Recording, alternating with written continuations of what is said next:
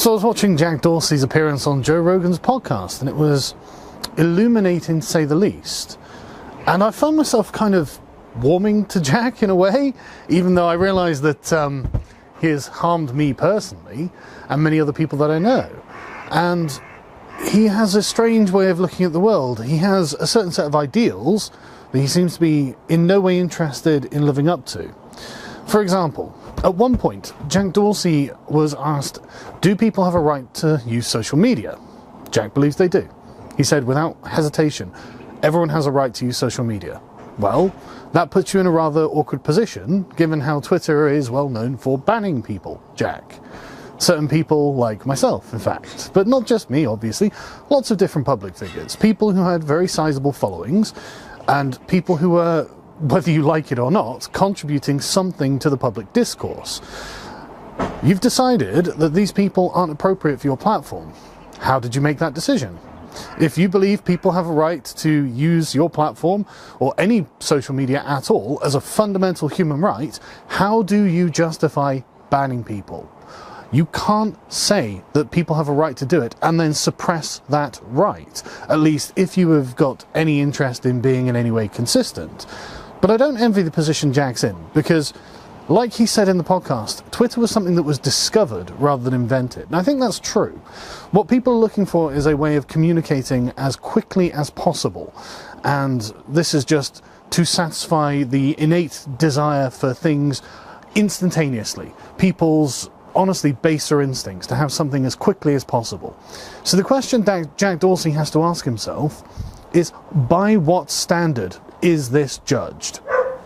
He wants to do it by conduct, which is fine, but then you run into a whole slew of people that have been banned for conduct that isn't really outside of the bounds of normal discourse, but really they've been banned for what they've said, so for their speech and not their actual conduct.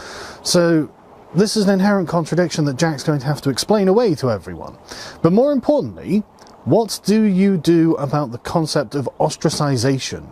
Because that's the main problem that Jack has, and all of the tech companies have, is what they're doing is saying that we hold the moral authority to ostracize someone from the public dialogue.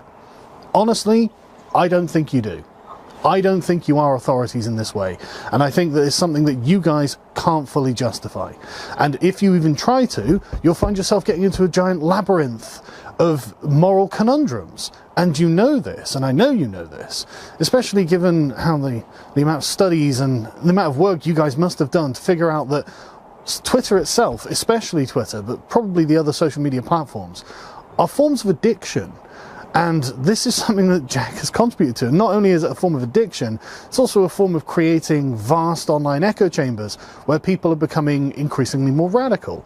And this is something that the social media platforms, they're all aware of.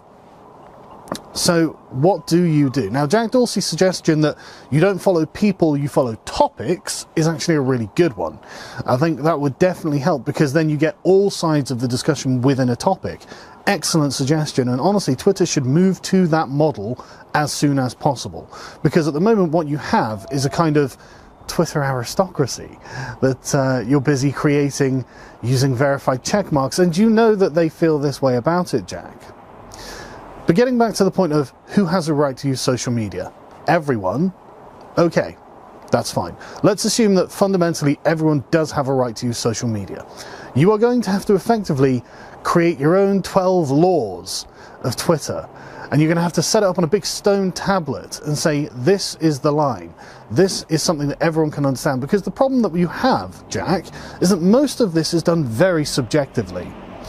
A second problem that you have is that this is all being done, aside from the fact it's being done, frankly, arbitrarily, and in a way that allows nothing for what one could describe as justice. It also offers no path to redemption. When you ban someone from your platforms, you are saying, you have been a problem for us, and you will always be a problem for us. We are, in fact, anathematizing you. We are censoring you for what you are. And as far as we're concerned, you will be this thing forever. Is that what you want to do to people? Is that wise?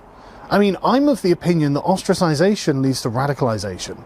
I think people become more moderate the more they interact with other people who disagree with them.